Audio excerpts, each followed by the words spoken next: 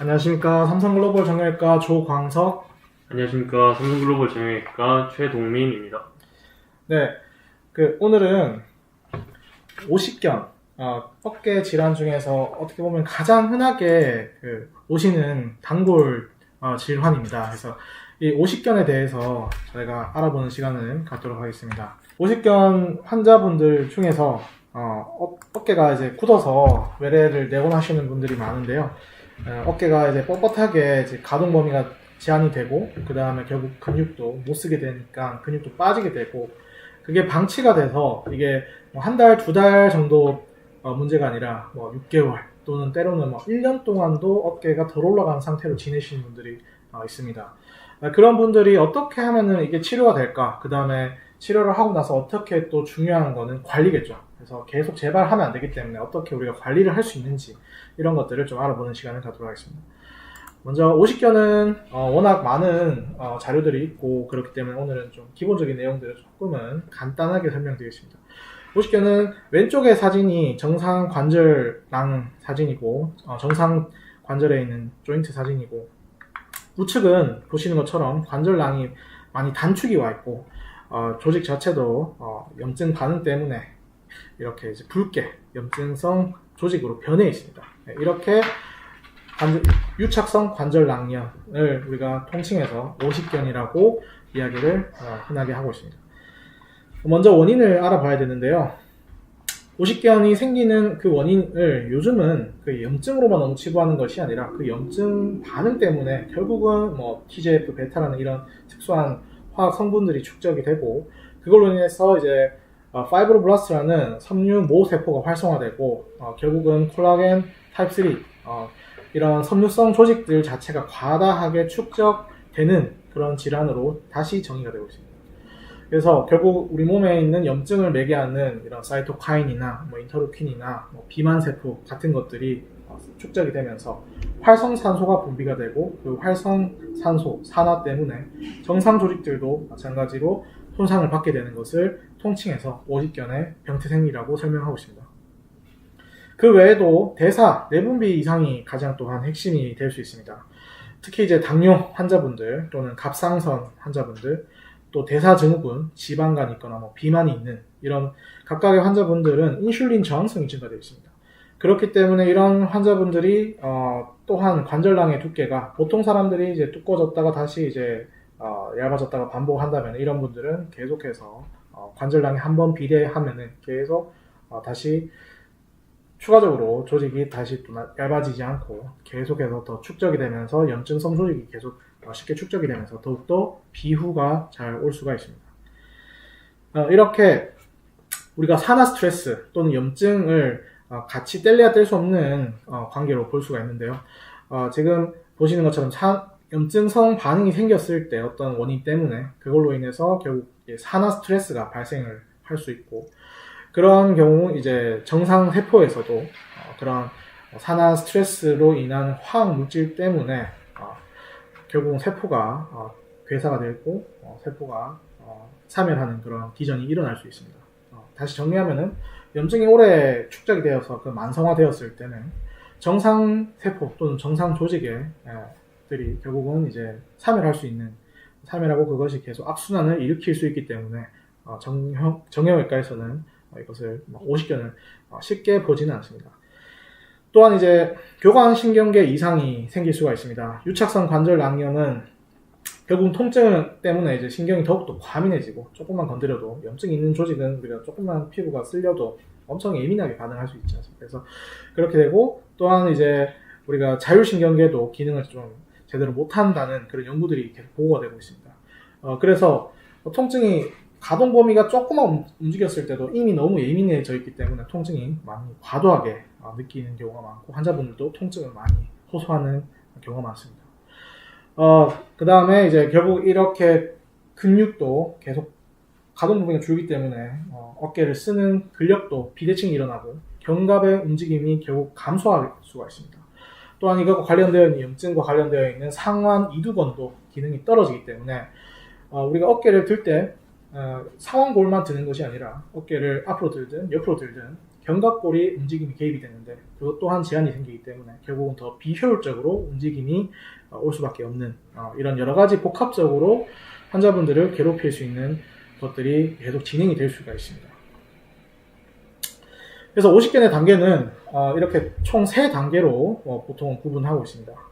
먼저 통증기, 그 다음에 강직기, 회복기를 설명을 한다면 처음에 염증이 과하게 발현되고 그걸로 인해서 압력도 많이 증가하기 때문에 통증을 많이 느낄 수밖에 없는 게 초기 단계입니다.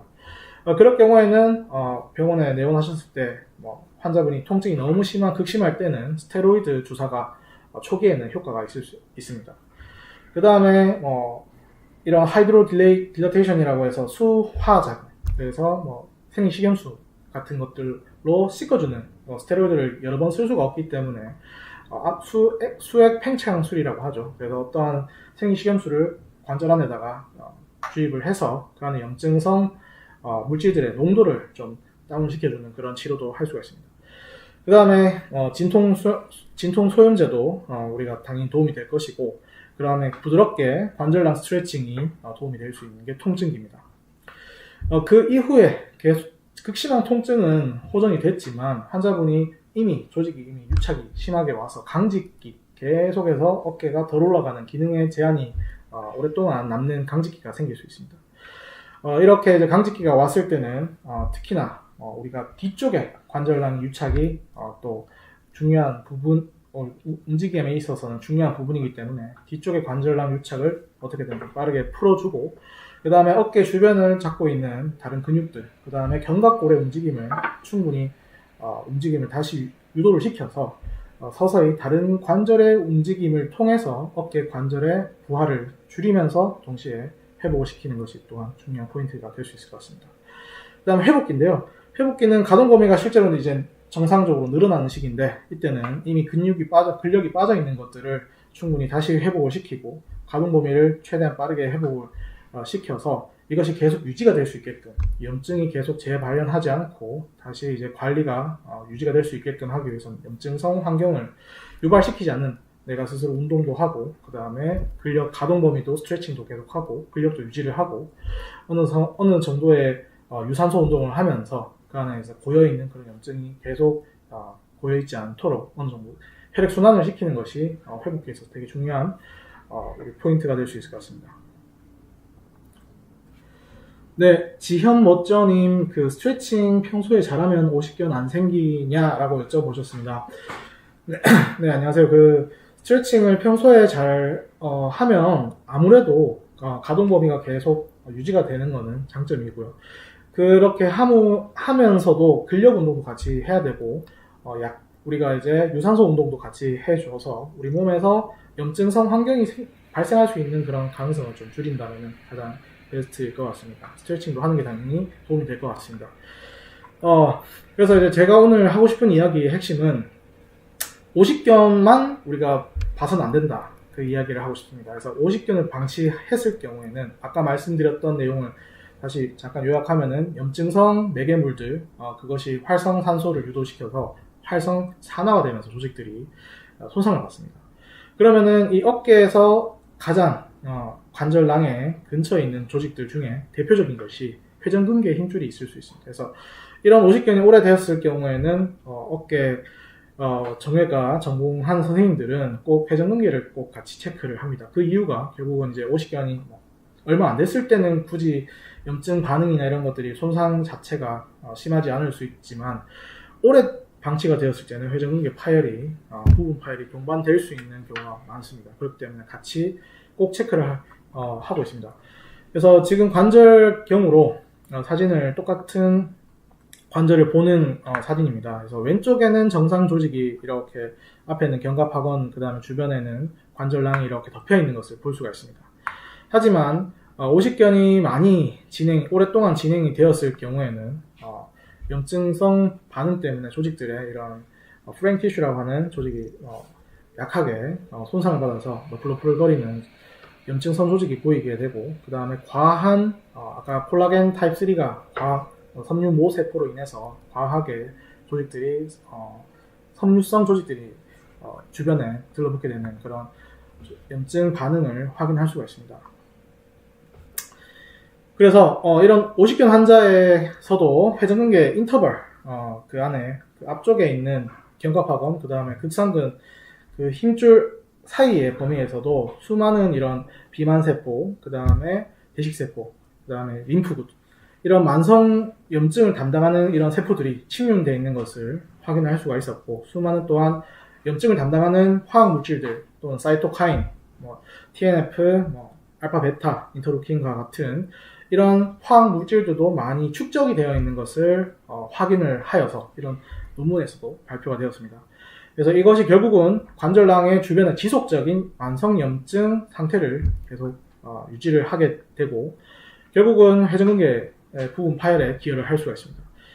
오십견과 염증 세포에 대해서 또 다른 연구들이 있습니다. 그래서 오십견 환자들의 이제 병태 생리를 리뷰를 했는데요. 그 관절막에 아까 말씀드렸던 TNF 알파와 TGF 베타, 수많은 이런 인터루킨과 같은 이런 화학 물질들이 결국 염증을 유발시키는 화학 물질들이 같이 증가되어 있다는 것을 확인하였고, 그걸로 인해서 섬유 아세포가 활성이 되고 다른 섬유성 조직들이 막 더 자라게 되고 만성 조직들이 더 자라는 것을 확인할 수가 있었습니다. 그 외에도 대사 이상이나 이런 염증성 기표들이 어떻게 이제 그 오십견하고 관련이 있느냐 이런 연구들이 또 있습니다. 그래서 오십견 환자에서 비만이나 그다음 당뇨, 그다음에 인슐린 저항성이 증가된 환자들에서도 오십견의 염증성 성분들이 훨씬 더 화학 성분들이 사이토카인이 유의하게 증가를 하는 것을 확인할 수 있었습니다. 이렇게 염증이 유발되었을 때는 그 뒤에 따라오는 것은 활성산소, 활성산화가 될 수가 있습니다. 그래서 이런 활성산소 때문에 결국은 염증의 그 뒤에 따라오는 섬유성 조직이 더 자라는 것 이후에는 활성산소로 인해서 정상 조직의 손상을 유발할 수 있다. 그 유발할 수 있는 정상 조직은 어떻게 보면 어깨 주변에 관절 안에 가장 근접해 있는 회전근개 힘줄이 손상을 같이 받을 수 있다. 이렇게 이해를 할 수가 있습니다. 그래서 오래된 오십견은 이런 염증성 사이토카인과 TGF 베타와 결국은 그걸로 인해서 활성산소가 결국 어깨 안에 계속 축적이 되고 그걸로 인해서 만성적으로 계속 손상을 받는 어깨 관절낭의 환경이 유지가 됩니다. 그 다음에 그 이외에도 대사 질환이나 호르몬의 불균형 이런 것들 또한 오십견을 유발을 시키는 환경을 더 많이 유발을 할 수가 있어서 결국 주변에 있는 조직들이 손상을 받기가 쉽다 이렇게 이해를 할 수가 있습니다. 이 논문은 그 회전근개 손상이 되었을 때 실제로 활성산소와 그걸로 인해서 회전근개 힘줄이 손상을 받았는지를 확인하는 논문입니다. 그래서 지금 사진 보는 것처럼 MRI 상에서도 관절낭이 비구가 되어 있고 그 다음에 만성염증 때문에 회전근개 힘줄에 손상이 이렇게 이런 결손 시그널이 확인되는 것을 논문에서 확인할 수 있고, 그 외에도 관절낭으로 관절경으로 확인했을 때도 조직이 손상되어서 염증성 조직으로 변화되어 있는 것을 확인할 수가 있습니다. 그것을 또 그 현미경으로 확인했을 때도 정상 조직에는 많이 없는 염증성 세포들이 많이 자라 있는 것, 그 다음에 섬유성 조직들이 이미 많이 정상 조직을 대체해서 비정상적인 섬유성 조직이 어깨 관절에 많이 자라 있는 것을 현미경으로도 확인할 수가 있습니다. 이렇게 결국은 오십견이 오랫동안 방치가 되어 있는 환자들 중에서 어깨 기능적인 장애까지 동반이 되었을 경우에는 결국은 회전근개 파열도 꼭 의심을 해봐야 됩니다. 그래서 오십견 환자에서 나이가 좀 있으시거나 밤에 특히나 통증이 있으시거나 힘이 빠지거나 외회전, 내회전 할 때 힘이 빠지거나 했을 때는 회전근개 파열도 꼭 같이 진단 확인이 필요하고, 만약에 확인하였을 때 부분 파열이 동반이 되었을 경우에는 적극적인 치료가 필요할 수가 있습니다. 하지만 모든 환자에서 반드시 수술 다 필요한 것은 아닙니다. 일부 환자들은 보존적 치료로 강직이 호전이 되고 회전근개 파열이 증상이 크지 않으면 당연히 수술 없이 지낼 수가 있습니다. 하지만 증상이 회전근개 힘이 빠지고 그 다음에 강직이 있으면서 그 외에도 이제 대사 질환이 당뇨나 대사 질환이 있는 경우에 호르몬 질환이 있는 경우에는 재발을 흔하게 할 수 있기 때문에 조금 더 적극적인 치료를 하는 것을 권장할 수 있습니다. 이렇게 이제 MRI에서 우리가 확인을 쉽게 할 수 있습니다. 오십견과 회전근개 부분 파열을 MRI에서 보는 경우는 관절낭이 이렇게 비유가 되어 있고 그런 경우에 위쪽에 극상근 힘줄에도 부분 파열이 동반되어 있는 경우가 종종 있습니다. 동반되어서 파열이 되는 경우에 오십견만 해결을 할 수는 없습니다. 오십견도 해결을 해야 되지만 결국 회전근개 파열을 또 같이 문제가 있으면 꼭 회복시켜야 되겠습니다. 이런 것처럼 오십견을 너무 가볍게 내가 어깨만 가동 범위만 빨리 올리면 되지 아니면은 조금 계속 오랫동안 방치를 해서는 다른 정상 조직도 손상을 받는다는 것을 꼭 유념해 두셔야 되고 꼭 통증을 오랫동안 끌고 가지 마시고 빨리 치료를 받는 것이 중요할 것 같습니다. 그래서 실제 오십견 환자들 중에 MRI를까지 찍었을 때 회전근개 파열까지 부분 파열까지 동반된 경우가 매우 흔하게 보고가 되고 있습니다. 실제로 30에서 40% 정도가 보고가 되고 있고 이것이 결국 아프고 힘줄에 또 기능적인 제한이 생겨서 또 더 못 쓰게 되면은 그 힘줄에서 기능을 못해서 또한 2차적으로 또 강직이 또 올 수 있습니다. 또한 이제 오십견으로 가동 범위가 제한이 되고 그다음 힘줄의 스트레스가 당연히 더 증가하고 이 힘이 더 증가함으로 인해서 과하게 스트레스가 걸리는 것 때문에 부분 파열로도 더 올 수가 있기 때문에 이 회전근개 파열, 부분 파열과 그 다음에 오십견을 같은 연속 선상으로 보는 것이 더 의미 있지 않나 이런 보고들이 많이 나오고 있습니다. 그래서 단계적으로 통합적으로 우리가 치료에 접근을 해야 됩니다. 그래서 오십견 운동은 오늘 최동민 선생님이 잠깐 보여주도록 하겠습니다. 네. 먼저 오십견 운동을 오늘 들어가기 전에 이제 저희 그 원장님하고 같이 다녀왔던 HSS 병원에서도 이제 오십견으로 유명한 의사 선생님께서 계신데요. BJ 바드라는 선생님에 대해서 조사를 했었을 때 그분께서는 아까 말씀하신 원장님께서 말씀해 주신 대로 수압팽창술 이후에 이제 그 직후에 가동 범위를 증가시키는 운동을 통한 재활을 굉장히 중요하게 생각하셨습니다. 특히나 이제 그 가동 범위를 증가시켜 놓은 상태를 계속 유지할 수 있도록 하는 것 중에서 내외전 범위, 우리가 오십견이 있게 되면은 팔을 뒤로 하는 동작이 잘 안 되게 되거든요. 그래서 팔을 뒤로 하는 동작을 계속 향상시키고 유지시킬 수 있는 동작들에 대해서 오늘 어깨 파트에서 알려드리도록 하겠습니다. 네, 그래서 옆으로 한번 넘어가 보도록 할게요. 네. 그래서 오늘 이제 운동 같이 시연 도와주실 윤지혜 선생님이시고요. 네, 그래서 오늘 먼저 들어가기 전에 보게 되면 저희가 오십견이 있다 보면 어깨 쪽에만 너무 집중을 하시는 경향이 있는데요. 제가 현장에서 마주한 대부분의 오십견 환자분들은 골반에서의 움직임이 많이 부재하시는 분들이 많았습니다. 특히나 사무 업무를 많이 보시거나 장시간 동안 앉아있게 되면 우리가 팔을 어떻게 쓰죠? 이렇게 떨어뜨려서 이렇게 쓰고 있게 되죠, 계속. 그리고 팔을 잘 올릴 일이 없어요. 그래서 현장에 오시는 분들께 여쭤보게 되면은 팔을 하루에 몇 번이나 드세요? 아니면 고개를 하루에 몇 번이나 천장을 보세요? 라고 했을 때 거의 없었어요. 그래서 이제 팔이나 요 어깨 쪽만 보는 게 아니라 요 골반 쪽도 같이 봐줘야 됩니다. 골반을 먼저 한번 해볼 건데, 자, 이 LX를 이용해서 뒤쪽에 한번 누워보겠습니다. 여기다가 골반 뼈가 있으면은 골반 앞쪽 뼈가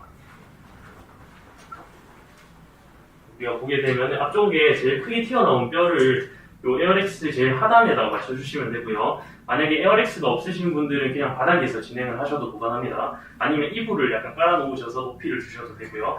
다리를 접으시고, 자, 환자분이 다리를 접게 되면은 이 스파인 자체가 되게 편한 위치가 되게 됩니다. 그래서 몸의 전체적으로 긴장을 먼저 풀어주시는 게 중요하고요. 그리고 요 에어렉스 같은 경우는 조금 더 위로 올라가야 되거든요. 그래서 요 골반 위쪽까지 한번 올려볼게요. 잠시만요. 조금 더 올라가야 돼서 약간 몸이 더 내려오시면 좋을 것 같아요. 더 내려왔다. 완전 내려왔다. 완전 내려왔다. 더 내려오셔도 돼요. 더 내려오셔도 돼요. 골반 뼈가 여기 밑에까지 가요. 그렇죠, 그렇죠. 거기까지. 좀 잘 보이나요? 네. 네. 그래서 다리는 옆으로 살짝 벌려주시고요.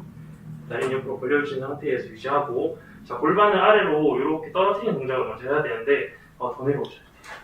완전 더 내려오셔요. 여기까지 내려오시게 되면은 우리의 힘을 완전 릴렉스한 상태에서 보게 되면 골반이 다운되는 걸 볼 수가 있죠, 맞죠? 골반 뼈를 한번 올리도록 다리를 옆으로 벌려주신 상태에서, 자, 제 손을 미시면서 골반을 한번 올려보세요. 아랫배를 힘줘서. 그렇죠. 다시 내려볼게요. 자, 여기 선생님께서도 많이 앉아 계시는 분이라서 움직임이 거의 없어요. 그래서 자, 다시 한번 올려보세요. 자, 아랫배 힘주시고, 그렇죠. 다시 천천히 내리고, 다시 아랫배 힘주셔서 다시 천천히 내리고, 그래서 한번 셀프로 한번 해보겠습니다. 자, 아랫배 힘주시고, 양손을 바닥 짚고, 이 상태에서 다시 천천히 내리고, 그리고 다시 아랫배 힘주셔서, 이렇게 해서 골반 틸트 운동, 골반을 앞뒤로 기울이는 운동을 먼저 진행을 하실 수가 있고요. 네, 그 다음에 자, 동작 들어가겠습니다. 이거 앉아볼게요. 네. 저희가 골반을 봤다면은 요번에는 여기 뒤에 있는 견갑골 쪽을 저희가 잘 봐야 되거든요. 이제 견갑골은 우리가 특히 보게 되면은 이렇게 뒤로 움직이고 앞으로 움직이고 움직임이 굉장히 많습니다. 그래서 한 군데에서만 움직임이 아니라 여러 군데에서 움직임을 잘 만들어주는 것이 중요한데요. 견갑골의 움직임을 설명해 드리면은 일단은 팔 한번 앞으로 뻗어볼까요? 네. 앞으로 뻗으신 상태에서 일자로 한번 뻗어볼게요. 네. 일자로 뻗으셔서 앞에 벽이 있다 상상하시고요. 앞으로 한번 쭉 밀어보세요, 벽을. 그렇죠. 일자로 뻗으신 상태에서 밀어볼게요. 그렇죠. 이렇게 해서 어깨가 앞쪽으로 나가는 걸 우리가 견갑골의 전인이라고 하고요. 그 다음에 뒤로 한번 모아보겠습니다. 자, 이렇게 되면 견갑골의 후인이고요. 자, 그 다음에 양손 한번 위로 쭉 올려보겠습니다. 네. 위로 쭉 올리신 상태에서 이렇게 하게 되면 위로 회전하는 동작이고요. 그 다음 아래로 한번 내려볼까요? 사려 자세. 자, 이렇게 되면은 아래로 내려오는 동작이고요. 그 다음에 자, 우리 위아래 했으니까 어깨 으쓱 해볼까요? 제 손 밀어내면서 더 올라올게요. 그렇죠. 어깨 으쓱이 잘 되시는 분이 잘 없어요. 그래서 어깨 으쓱 더 해볼게요. 자, 최대로. 그렇죠. 이렇게 하시면은 어깨 으쓱 하는 이렇게 엘리베이션 동작이고, 그 다음에 자, 아래로 내려볼게요. 쭉 내리시면은 내리는 동작. 특히 오늘 요거 중에서 저희는 앞뒤로 한번 모으는 동작을 한번 해볼 거예요. 자, 그래서 등 뒤로 한번 모아볼까요? 자, 등 뒤로 쭉 모으시고, 다시 힘 풀어볼게요. 자, 다시 등 뒤로 쭉 모으시고, 힘 풀어볼까요?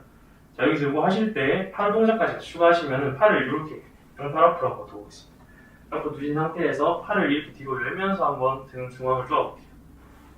그렇죠. 등 중앙을 쪼아주시고, 그 다음에 다시 앞으로 천천히 쭉 두시고, 다시 등 뒤로 이렇게 해서 견갑골 움직임이고요. 간단하게. 자, 그 다음에 이제 보게 되면 저희가 흉추라는 요 스파인 척추 자체도 잘 봐줘야 되는데요.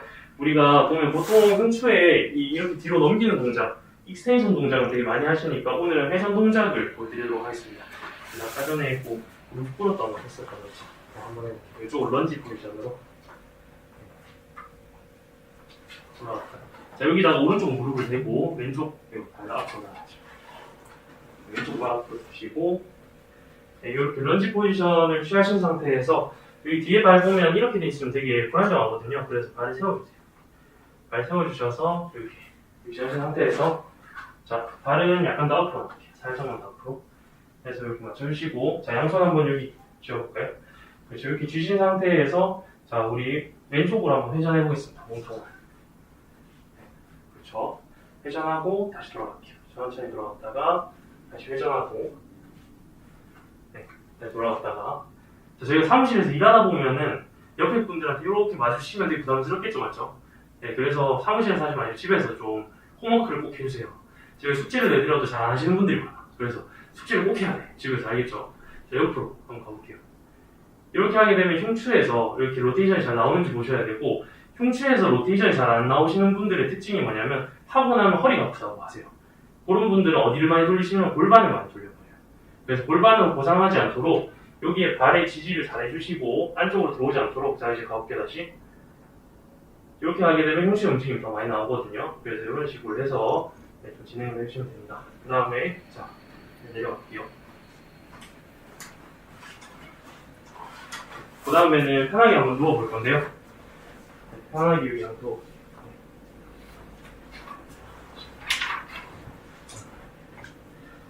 자, 저희는 보면 이제 타병과 다르게 저희가 장점이라고 할 수 있는 부분은 이게 제가 거의 미국 갔었을 때도 느낀 점이 치료에 대해서 객관화를 굉장히 잘한다는 거였어요. 그래서 수치적으로 우리가 힘이 얼마나 늘었는지 치료받고 난 뒤에 전에 알 수 있으면 굉장히 좋죠. 그래서 환자분들께 저희가 재활할 때 보면은 이 바스에 대해서 물어보는데, 바스라고 하면은 통증이 얼마나 되세요라고 이렇게 수치로 물어보잖아요. 그 이유가 객관화를 위한 겁니다. 그것처럼 저희가 어깨에서 힘을 낼 때 보면은 이 장비를 이용해서 저희 병원 같은 경우는 이렇게 해가지고 힘이 나오게 되거든요. 그래서 내가 포스를 여기서 이렇게 주게 되면은 이렇게 힘이 나오는 모습 보이나요? 그래서 이렇게 수치가 측정이 되죠, 맞죠? 그래서 이거 한번 해볼 건데, 저희가 오직견이 있게 되면은 더 내려볼까요? 오직견이 있게 되면 자, 다리를 접어볼게요. 접으시고, 외회전이 가동범위가 잘 안 나오기 때문에 외회전을 기준으로 한번 보여드리겠습니다. 다리를 접으시고, 팔꿈치에다가 집에서 이렇게 놓고요. 주먹 쥐어볼까요? 주먹 쥐은 상태에서 환자분에게 일단은 혼자서 한번 가동범위 80m까지 가볼까요? 외회전 해서 이렇게 찍히게 되면은, 보통 50견으로 오시게 되면은 한 이쯤에서 아파서 못 움직이겠다고 하십니다. 그런 경우에는 이제 여기까지 가지 않고 이쯤에서 바스가 한 2, 3 정도 통증이 그렇게 심하지 않은 수준에서 환자분의 팔을 세게 미는 것이 아니라 우리 환자분께서 자가적으로 밀 수 있도록 힘을 주세요라고 하고 어깨 안정화시킨 다음에 자, 밀어보세요 했을 때 최대 힘에 대해서 이렇게 수치를 처음에 측정을 해드립니다. 그 다음에 제가 치료가 끝난 다음에 수치를 측정해드렸을 때 환자분들이 증가하게 되면 굉장히 좋아하시거든요. 일상생활에서도 굉장히 편함을 많이 느끼십니다. 그래서 이 외회전이 결여가 있을 때 외회전에 대한 운동을 어떻게 하는지에 대해서 디테일하게 알려드리고 마무리를 하도록 할게요, 오늘. 자, 보게 되면 처음에 내가 만약에 이 외회전을 하려고 하는데 셀프로 안 됩니다, 잘. 그랬을 때 여기서 멈추겠죠, 맞죠? 그러면은 이런 바를 이용하시면 좋거든요. 이런 바로 패시브하게 저희가 보면은 한쪽에다 잡고 이렇게 가게 되게 되면 제가 이 바가 도와주겠죠. 그래서 이 손으로 한번 잡아볼까요? 이 바를 이렇게 잡으시고 그 다음에 이쪽은 이렇게 잡으시고 하신 상태에서 자, 외회전 한번 가볼게요. 자, 옆으로 외회전 가고 있습니다. 이렇게 갔다가 다시 돌아올게요. 이렇게 해서 다시 가볼게요. 끝으로 외회전 시키고 다시 돌아오고. 이렇게 설정했을 때 보면은 이 외회전도 디테일하게 말씀드리면은 이렇게 가게 되면은 조금 더 쉽고요. 각 범위에서 다 해주시면 좋습니다. 이렇게 해서 뉴트럴 상태에서 해주시고 그 다음에는 약간 더 위쪽 방향으로 해주시고 그래서 로우 라인과 미들 라인 그리고 하이 라인까지 나눠가지고 이렇게 디테일하게 재활을 해주시면 훨씬 외회전이 빠르게 향상되는 거를 보실 수가 있습니다. 그래서 요거는 이 운동 같은 경우는 집에서 꼭 한 20번 정도까지 해서 3세트까지 해주시면 굉장히 외회전 범위 향상시키는 데 좋고요. 그리고 양손을 한번 앞으로 뻗어볼까요? 이거를 잡아서 뻗어볼게요. 잡으실 때는 어깨 넓이 정도까지. 네, 처음에 보면은 팔을 위로 들어 올린 동작에 제한이 있을 때도 이 동작 이용해서 쭉 올라가시면 됩니다. 이때 보면은 자 여기가 만약에 50견이 있는 팔 쪽이라고 하면 여기는 이렇게 되겠죠, 맞죠? 네. 그래서 이런 식으로 가동범위 제한이 있을 때 똑같이 여기서 잡아주고 이쪽을 살짝 늘려주고 여기서 홀드 해주고 릴렉스 다시 홀드 해주고 네, 릴렉스 이런 식으로 운동해주면은 네, 효과적으로 가동범위를 늘릴 수가 있습니다. 네. 오늘 여기까지 제가 들어가겠습니다. 감사합니다. 네, 이렇게 50견 운동을 잘 알아봤습니다. 50견 운동을 하는데 일단은 기본적으로 집에서 혼자 할 수 있는 것도 중요하겠죠. 내가 팔을 전방 거상을 해서 앞으로 천천히 올리는 것들. 그것이 좀 힘들면은 반대쪽 팔로 이렇게 받쳐서 올리시면 좋습니다. 또한 벽을 이용해서 손가락으로 벽에다가 이제 손을 대고 손가락으로 조금씩 내가 가동 범위를 올리시는 방법도 있고요. 그 다음에 바를 또는 수건을 이용해가지고 이렇게 외회전 시키거나 또한 내가 반대쪽 팔로 이렇게 안쪽으로 내전을 시킨다거나 또는 수건을 이용해서 내회전을 시켜서 등 뒤로 팔을 당겨주는 이런 동작들이 50견 운동에서 혼자 할 수 있는 이런 수많은 재활 치료의 방법이 될 수 있을 것 같습니다. 그래서 이제 염증성 50견이라 해서 운동이 독이 되는 것은 절대 아닙니다. 우리가 통증을 조금 느끼는 범위에서는 어느 정도의 가동 범위와 강화 운동을 해서 통증 기능에 호전이 되고, 또한 제일 중요한 여기서 오늘의 그 포인트는 운동 자체가 정신적으로 결국은 항염 또는 진통 작용을 한다는 것입니다. 이 운동을 계속 꾸준하게 유산소 운동 또는 근력 운동을 같이 병행해서 했을 경우에는 우리가 사이토카인이라고 했던 염증 매개물들이 결국은 줄이는 그런 물질들이 오히려 증가되어서 염증 반응 자체가 줄게 될 수 있습니다. 네, 아이스 라떼님이 질문을 하셨는데요. 팔이 뒤로도 잘 안 가고 통증도 심해지고 해서 병원에 가니 오십견이 시작되었다고 합니다. 한쪽 손을 잡고 끌어올리는 운동을 많이 하라고 해서 팔 올릴 때마다 통증이 심하지만 그래도 팔 올리는 운동은 하고 있는데 어깨에서 팔뚝까지 통증도 심하게 올라오기도 합니다. 오십견 시작되면 단계 끝날 때까지 바로 낫는 게 아니라고 하는데 병원 가서 주사 맞는 거 말고 오십견을 좀 더 빨리 끝낼 수 있는 운동이 있을까요? 어떤 게 있을까요? 네, 제가 추천해드리는 거는 일단 저렇게 말씀해주신 거를 읽었을 때 보면은 올릴 때마다 그리고 통증도 심하시고 그리고 팔 올리는 동작이 있어서 어깨하고 팔뚝까지도 많이 올라오는 상황입니다. 그래서 이런 경우에는 저희가 서서 하거나 서서 막 이렇게 팔을 올리거나 그런 것보다는요, 아까 전에 했던 것처럼 누운 상태에서 진행하는 일단은 운동을 진행해 주시고요. 그리고 오십견 단계가 시작돼서 끝나는 단계까지는 바로 낫는 게 아니라고 하시잖아요. 그래서 그런 것처럼 저희가 보면은 이게 오십견 단계가 있는데 이 페이스별로 다 시간이 지난다고 해서 무조건 낫는 게 아니거든요. 이 페이스가 다 지났음에도 불구하고 우리 적극적인 재활이 안 들어가게 되면은 낫지 않습니다. 여기서 운동을 현실적으로 하나 알려드리게 되면, 자, 우리 이쪽으로 또 여기에서 팔을 이쪽, 여기가 오십견 있는 팔입니다. 그래서 보통 내외전에 결여가 많기 때문에 집에서 하실 때는 이렇게 두신 상태에서요, 여기 밑에다가는 수건을 하나 까시면 좋습니다. 수건을 하나 까신 상태에서 우리 후관절랑 쪽을 늘리려고 하는 거거든요. 뒤쪽이 많이 캡슐 자체가 우리가 보면은 단축이 돼 있고 딱딱해지기 때문에, 자, 여기 보면 손을 여기 손목을 감싸시고요. 이 상태에서 우리가 봤을 때 한쪽을 한번 회전시켜 보겠습니다. 이렇게 회전시켰을 때 뒤쪽이 늘어나는 느낌이 드나요? 네, 이렇게 느낌이 들었을 때 보면은 보통 오십견 환자분들께서는 한 이쯤에서 가동범위 제한이 오시거든요. 그랬을 때 자, 요 손을 위로 미는 동작을 통해서 요 팔을 위로 미는 동작을 통해서 얘는 막아주고요. 자, 여기서 한번 밀어보세요. 서로. 그래서 이때 손목이 꺾이지 않도록 하고 좀 밀어주시는 동작 하면 더 많이 늘어나는 거 느껴지죠? 여기서 조금 더. 자, 여기서 또 밀어보세요. 네, 이런 식으로 아까 전에 말씀드렸던 홀드 앤 릴렉스 기법을 통해서 가동 범위를 점진적으로 증가시키고 통증도 없이 운동을 할 수 있습니다. 네, 이렇게 이제 우리가 운동을 하는데 있어서 어느 정도의 강도, 그 다음에 언제 하느냐, 이 시기가 아주 어떻게 보면 가장 중요할 수 있습니다. 그래서 이제 초기에 염증이 극심할 때 통증기에는 이런 과도한 운동들은 오히려 증상을 더 악화시킬 수 있습니다. 그래서 이런 강한 엔드레인지의 스트레칭은 초기에는 좀 주의를 하는 게 좋습니다. 그래서 가벼운 유산소나 견갑을 주변에 있는 어깨보다는 견갑을 안정화시키는 이런 운동들, 그 다음에 통증을 조절시키는 그런 주사나 약물들, 이런 것들이 초기에는 좋습니다. 그 이후에 강직기나 해빙기에서는 가동 범위를 서서히 늘리고 근력도 확 회복을 하고 그 다음에 탄력 운동까지 더 추가로 고려를 할 수가 있을 것 같습니다. 아까 전에 말씀드린 것처럼 결국 이게 염증, 산화 스트레스 때문에, 활성산소 때문에 회전근개 부분 파일이 동반되었을 경우도 꼭 체크를 해봐야 됩니다. 그 범위에 따라서 단계를 나누고 그 위치에 따라서도 우리가 분류를 할 수가 있습니다. 그래서 저희 삼성글로벌에서 지난번에 회전근개 부분 파일에 대해서 다루었기 때문에 간단하게만 말씀드리겠습니다.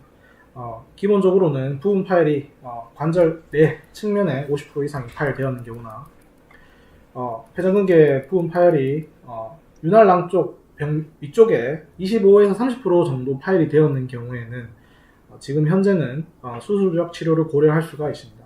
그래서 힘줄의 퇴행성 변화 때문에 이 힘줄이 기능을 못한다고 보기 때문에 그 힘줄을 다시 봉합을 하는 것을 고려할 수가 있고, 실제 들어가서 보면은 힘줄은 이렇게 봉합을 해도 조직 자체가 오래돼버리면 1년, 2년 이렇게 오래 방치가 되었을 때 또 재발을 계속했을 경우에는 힘줄의 볼륨 자체도 많이 얇아져 있습니다.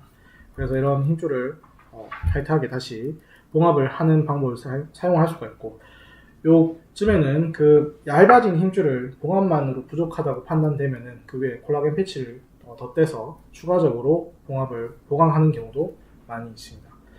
네, 오늘 50견 그리고 어깨 가동 범위를 어떻게 내가 다시 회복하는지, 그리고 이게 왜 생겼는지, 어떤 원인 때문인지, 그리고 어떻게 우리가 관리하고 계속 유지를 운동을 계속 유지를 해야 되는지, 이런 팁들을 알아보는 시간을 가졌습니다. 오늘 뭐 방송 해보니까 네. 소감이 어떠세요? 오늘 50견에 대해서 저도 준비하면서 조금 케이스들도 보고 했는데 많은 도움이 되었으면 좋겠습니다. 네. 감사합니다. 네. 네. 그래서 50견 환자분들은 어깨 질환에서 어떻게 보면 가장 흔하게 있는 환자분들입니다. 회전근개 파열이 있으면서 동반된 경우도 워낙 흔하게 있고, 이두박근 힘줄의 불안정성이나 이두박근 힘줄의 염증으로 인해서 50견까지 같이 동반되는 경우가 너무 흔하게 있습니다. 그래서 제가 오늘 뭐 여러 이야기를 했지만 핵심만 요약을 해서 말씀드리면은, 초기에 우리가 어떻게 무리하지 말고, 초기에는 필요하다면은 약물과 주사 치료가 초기에는 도움이 될 수 있고, 그 다음에 절대로 방치를 해서는 안 되겠죠. 그래서 우리가 어떻게 그 초기가 지나면, 극심한 통증이 지났을 때는 꼭 운동으로 넘어가야 됩니다. 그래서 스트레칭을 하고 근력 운동을 하고 다시 밸런스를 찾고, 그 다음에 유산소 운동이나 탄력 운동까지 넘어가야 됩니다. 그렇게 했을 때 실제로 진짜 재발을 하지 않고 몸이 건강해질 수 있다는 것을 느낄 수 있을 것 같습니다. 50견 절대로 방치하지 말고 꼭 빠르게 치료를 해서 어깨 건강을 되찾을 수 있기를 바라겠습니다. 오늘 방송 감사합니다. 감사합니다.